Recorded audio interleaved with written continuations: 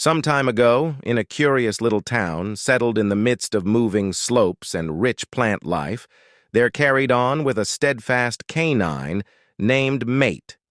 Mate was an attractive, brilliant retriever, known all through the town for his resolute unwaveringness and commitment to his proprietor, a benevolent rancher named Mr. Johnson. Mr. Johnson was a single man who lived alone on his homestead. His main friend was Mate, who had been close by since he was only a little guy. Together they would work in the fields, keep an eye on the creatures, and go through endless hours investigating the open country. One crisp fall evening, as the sun plunged underneath the skyline, projecting a warm orange shine across the fields, misfortune struck the town. A savage tempest moved throughout the region, releasing its rage upon the clueless inhabitants. The breeze cried, the downpour poured, and lightning enlightened the sky in splendid glimmers. In the midst of the confusion, Mr. Johnson branched out into the tempest to get the stable and safeguard his domesticated animals. Stressed for his well-being, Pal followed steadfastly not entirely settled to never walk out on him. As they arrived at the outbuilding, an electrical jolt struck close by, making a tree overturn and block their way back to the house. With no real way to get back, Mr. Johnson and Pal looked for shelter in the animal dwelling place, wanting to endure the tempest. Hours passed, and the tempest seethed on with persevering power. Inside the stable, Mr. Johnson and Amigo clustered together for warmth, the sound of downpour drumming against the rooftop reverberating through the rafters.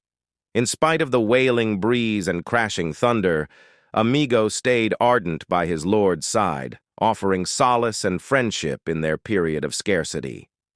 As first light broke and the tempest at long last started to die down, Mr. Johnson rose up out of the animal dwelling place, appreciative to have endured the night with Mate close by.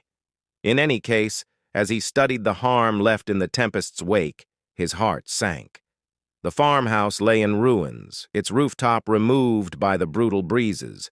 Furniture lay dispersed in the midst of the trash, and the fields were overflowed with water.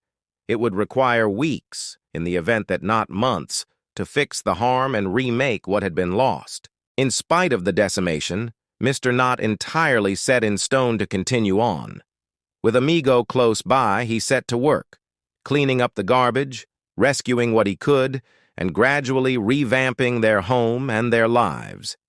Yet again, weeks transformed into months, and as time passes, the farmhouse started to come to fruition. Gradually, the scars of the tempest blurred, supplanted by indications of new life and trust.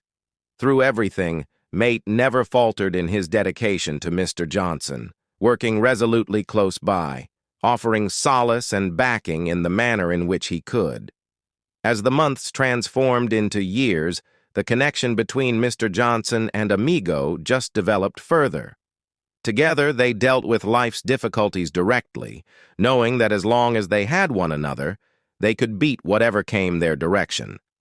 Thus, in the little town settled in the midst of moving slopes and rich vegetation, the legend of Pal, the dedicated canine, and his immovable faithfulness lived on, rousing all who heard it to appreciate the obligations of kinship and love that really make everyday routine worth experiencing.